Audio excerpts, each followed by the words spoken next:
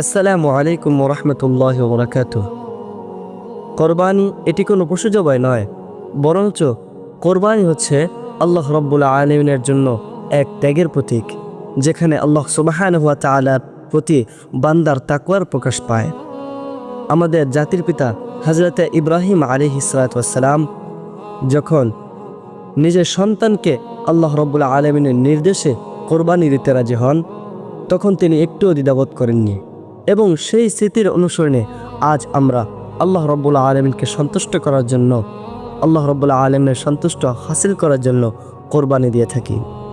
হাদিসে পাকে এসেছে, আন আয়েশা রাদিয়াল্লাহু তাআলা আনহা আন্না রাসূলুল্লাহ সাল্লাল্লাহু তাআলা আলাইহি ওয়াসাল্লাম قال ما عمل ابن آدم يوم النجر من عمل أحب إلى الله من إهراق الدم রাওয়াহু তিরমিজি। আম্মা জান আয়েশা সিদ্দিকা রাদিয়াল্লাহু তাআলা আনহা থেকে বর্ণিত, নবী করিম সাল্লাল্লাহু তাআলা আলাইহি ওয়াসাল্লাম ইরশাদ করেছেন, কোরবানির দিনে আদম সন্তানের যেই কাজগুলো রয়েছে তার মধ্যে সর্বাধিক আল্লাহ রাব্বুল আলামিনের কাছে প্রিয় হচ্ছে কোরবানির পশুর রক্ত প্রবাহিত করা।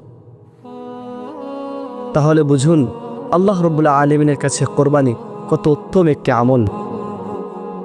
আল্লাহ রাব্বুল আলামিন আমাদেরকে শুধুমাত্র তিনার সন্তুষ্ট হাসিল করার জন্য খাস নিয়তে কোরবানি করার তৌফিক দান করুন। আমিন। আসসালামু আলাইকুম ওয়া রাহমাতুল্লাহি ওয়া বারাকাতুহু।